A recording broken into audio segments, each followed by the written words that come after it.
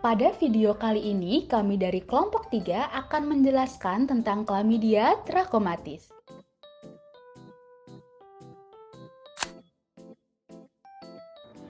Chlamydia trachomatis menunjukkan bahwa infeksi ini sangat umum terjadi.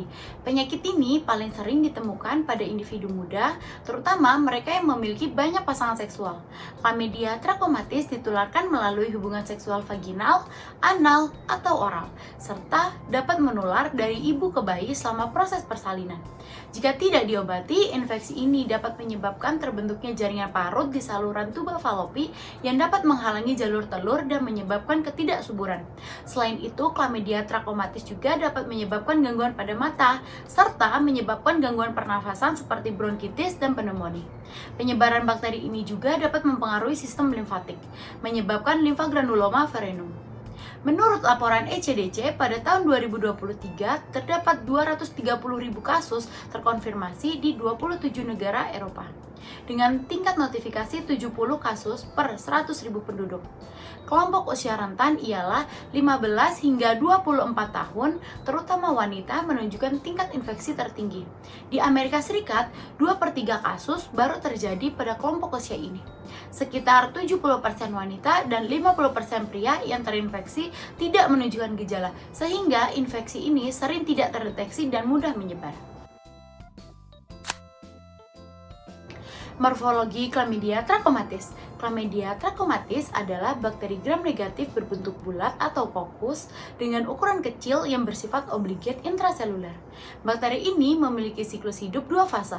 Yang pertama, elementary body atau EB yang infeksius dan metabolik tidak aktif, serta yang kedua, reticulate body atau RB yang non-infeksius tetapi aktif bereplikasi di dalam sel inang. EB memiliki dinding sel yang kaku, memungkinkan bertahan hidup di luar sel. Sedangkan RB berkembang biak sebelum berubah kembali menjadi EB untuk menyebarkan infeksi. Morfologinya yang khas dan siklus hidup intraseluler membuatnya sulit dideteksi dengan metode kultur konvensional. Gambar tersebut juga menyoroti struktur sel inang seperti sitoskeleton dan mitokondria, yang memberikan konteks lebih lanjut tentang lingkungan di mana Chlamydia berinteraksi. Struktur unik Chlamydia trachomatis ialah memiliki dinding sel yang kaya akan lipopolisakarida tetapi tidak memiliki peptidoglikan, yang membuatnya resisten terhadap beberapa antibiotik yang dapat menargetkan sintesis dinding sel. Chlamydia trachomatis adalah bakteri intraseluler obligat, artinya ia hanya dapat tumbuh di dalam sel inang hidup dan tidak dapat dikulturkan pada media bebas sel. Dalam studi ini, para peneliti menggunakan model epitel berlapis 3 dimensi yang dibuat dari sel HeLa atau sel serviks manusia, NIH-GT3 atau sel fibroblasticus, dan HCAT atau sel kulit manusia. Sel HeLa dan NIH-GT3 dipelihara dalam media DMEM atau Dulbeckus Modified Eagle Medium yang dilengkapi dengan 10% serum sapi janin atau FBS sebagai sumber nutrisi utama, 20 ml L-glutamin untuk mendukung metabolisme sel, serta 10 mikrogram per mililiter gentamicin untuk mencegah infeksi bakteri lain. Sementara itu, sel HCAT ditumbuhkan dalam campuran DMEM dan F12 dengan rasio 1:3. Media ini juga diperkaya dengan 10% FBS, 20 ml L-glutamin dan 10 mikrogram per mililiter gentamicin, serta insulin dan koktail HCE yang terdiri dari hidrokortison, toksin kolera, dan faktor pertumbuhan epidermal atau EGF. Karakteristik pertumbuhan Chlamydia trachomatis. Chlamydia trachomatis merupakan patogen intraseluler obligat, artinya hanya bisa hidup dan berkembang di dalam sel inang. Siklus hidupnya bersifat bifasik, mencakup dua bentuk. Yang pertama, elementary body, bentuk infeksius yang kecil dan keras. Yang kedua, reticulate body, bentuk yang lebih besar dan mampu bereplikasi dalam sel.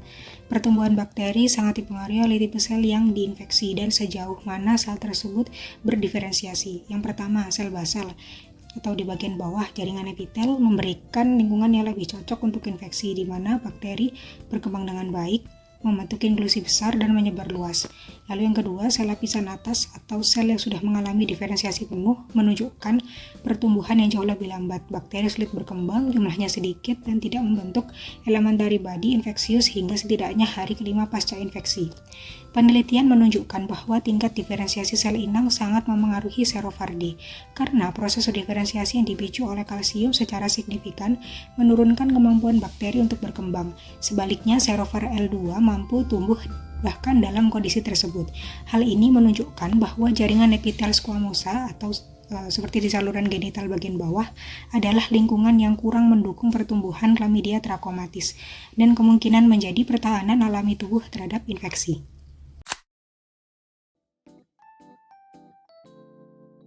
Chlamydia trachomatis memiliki beberapa struktur antigen khas yang dapat memicu respons imun dari sel inang. Yang pertama adalah Major Outer Membrane Protein atau MOMP yang merupakan antigen utama milik Chlamydia trachomatis berupa susunan protein yang terletak pada membran sel bakteri. Protein-protein ini berfungsi dalam menjaga stabilitas dinding sel serta meregulasi molekul-molekul kecil. Berdasarkan MOMP-nya, Chlamydia trachomatis dapat dibedakan menjadi 3 kelompok serotype. Yang pertama adalah serotype A sampai C yang dapat menyebabkan trakoma atau infeksi mata. Yang kedua merupakan serotype D sampai K yang dapat menyebabkan infeksi genital dan perinatal. Dan yang terakhir adalah serotype L1 sampai L3 yang dapat menyebabkan limfogranuloma venereum. Selain itu, Chlamydia trachomatis juga dapat memproduksi heat shock protein 60 atau HSP60 saat mengalami stres lingkungan. Biasanya protein ini diekspresikan ketika sel-sel imun sudah mulai aktif melawan bakteri atau ketika pasien mulai mengonsumsi obat-obatan. Antigen spesifik terhadap HSP60 milik Chlamydia trachomatis dapat mengidentifikasikan terjadinya infeksi kronis. Selain itu, yang terakhir, sebagai bakteri gram negatif, tentunya Chlamydia trachomatis memiliki lipopoisakarida pada membran terluar bakterinya. LPS ini dapat dikenali sebagai Protein Associated Molecular Pattern oleh sel-sel imun yang dapat memicu respons imun lebih lanjut. Patogen ini dapat ditularkan dengan 2 metode. Yang pertama, melalui kontak seksual termasuk vaginal, anal, dan oral. Yang kedua, dari ibu ke bayi saat proses persalinan pervaginam. Siklus hidup Chlamydia trachomatis ini dibagi menjadi 2. Yang pertama adalah elementary body atau biasa disebut dengan EB. Tahap ini merupakan tahap infective stage dengan dinding sel yang kuat. Dinding sel yang kuat ini memberi pertahanan terhadap lingkungan luar. Bentuknya yang kecil juga menyebabkannya mudah untuk menginervasi sel-sel epitel. Setelah masuk sel epitel, elementary body atau EB akan berubah menjadi reticulate body atau RB, yang merupakan tahap kedua dari siklus hidup Chlamydia trachomatis. Ukuran RB-nya ini lebih besar dan hanya berperan untuk replikasi diri secara biner atau kelipatan 2. Setelah jumlahnya cukup banyak, RB akan keluar dari sel host melalui 2 metode. Metode yang pertama itu menggunakan metode lisis dari sel host, yang awalnya bersifat reversibel, namun dapat menghancurkan sel secara permanen atau irreversibel apabila infeksi berlangsung secara terus-menerus dan berulang. Metode yang kedua adalah dengan eksositosis, dengan bantuan sel untuk memproduksi alat transportasi yang berupa vesikel. Contohnya itu adalah retikulum endoplasma yang membentuk protein pelapis vesikel dan sitoskeleton yang membantu pergerakan vesikel keluar dari sel host. RB akan kembali menjadi AB untuk melanjutkan penyebaran penularannya. Selanjutnya adalah korelasi klinis dari bakteri Chlamydia trachomatis. Chlamydia trachomatis memiliki 18 serotype yang dikelompokkan berdasarkan imunologisnya. Serotype A, B, BA, dan C dapat menyebabkan penyakit trakoma. Trakoma adalah jenis penyakit infeksi kronis yang sering terjadi di daerah Afrika dan Asia. Penyakit ini menyerang bagian putih mata atau konjungtiva dan bagian bening di depan mata atau kornea. Jika tidak diobati, penyakit ini dapat menyebabkan kerusakan permanen dan menyebabkan kebutaan. Selanjutnya, serotype D sampai K dapat menyebabkan infeksi menular seksual yang mana biasanya menyerang bagian permukaan tubuh seperti alat kelamin maupun mata. Kalau cairan dari organ intim orang yang terinfeksi menyentuh bagian mata, maka akan terjadi konjungtivitis atau radang mata. Pada bayi yang baru lahir, konjungtivitis akibat bakteri ini adalah infeksi chlamydia yang paling sering terjadi karena tertular saat proses persalinan dari ibu yang terinfeksi. Serotype selanjutnya yaitu L1, L2, L3 dapat menyebabkan infeksi menular seksual yang lebih serius atau biasa yang disebut dengan lymphogranuloma venerum atau LGV. LGV ini menyerang lebih dalam secara invasif, tidak hanya di permukaan tubuh saja. Di antaranya dapat menyebabkan luka atau ulkus di area kelamin. Selain itu dapat menyebabkan pembengkakan dan peradangan kelenjar getah bening di selangkangan, serta dapat menyebabkan radang di bagian rektum atau proktitis, terutama pada pria yang berhubungan seks dengan pria. Kesimpulannya, Chlamydia trachomatis dapat menyebabkan berbagai penyakit di organ reproduksi atau urogenital seperti cervicitis, uretritis, penyakit radang panggul, epididymitis, prostatitis, lymphogranuloma venerum, dan infeksi di luar organ reproduksi atau ekstragenital seperti konjungtivitis, faringitis, proktitis, perihepatitis, dan artritis reaktif. Dan ibu hamil yang terinfeksi, bakteri ini dapat menular ke bayi saat persalinan yang dapat menyebabkan konjungtivitis serta pneumonia neonatal. Infeksi chlamydia dapat didiagnosis menggunakan metode langsung maupun tidak langsung. Swab vagina adalah spesimen yang paling disarankan untuk pemeriksaan chlamydia. Sensitivitas dan spesifisitasnya setara dengan swab cervix. Untuk metode yang pertama adalah metode langsung atau direct dengan kultur sel, dulunya dianggap sebagai gold standard. Saat ini jarang digunakan di laboratorium diagnostik. Namun, metode ini masih berguna untuk memantau resistensi antibiotik dan perubahan virulensi. Untuk metode yang kedua adalah metode tidak langsung atau indirect dengan NAAT atau Nucleic Acid Amplification Test. Merupakan uji paling sensitif untuk mendeteksi keberadaan bakteri, dapat dilakukan pada berbagai jenis sampel biologis dan tidak membutuhkan bakteri yang masih hidup. Kemudian ELISA dan RDT, Rapid Diagnostic Test, metode ini memiliki sensitivitas dan spesifisitas yang rendah. Oleh karena itu, tidak cukup andal untuk mendeteksi infeksi chlamydia. Kemudian tes serologi dapat digunakan untuk mendeteksi infeksi kronik. Tidak bisa membedakan antara infeksi masa lalu dan infeksi aktif saat ini. Berdasarkan studi meta-analisis menunjukkan bahwa tes berbasis NAT memiliki sensitivitas jauh lebih tinggi dibandingkan tes POCT yang berbasis deteksi antigen. Saat ini belum tersedia vaksin untuk mencegah infeksi chlamydia. Satu-satunya opsi yang tersedia adalah pengobatan dengan antibiotik. Berdasarkan pedoman CDC, doxycycline direkomendasikan sebagai terapi lini pertama yang lebih efektif terhadap bentuk reticulate body. Dapat diberikan secara oral 100 mg 2 kali sehari selama 7 hari.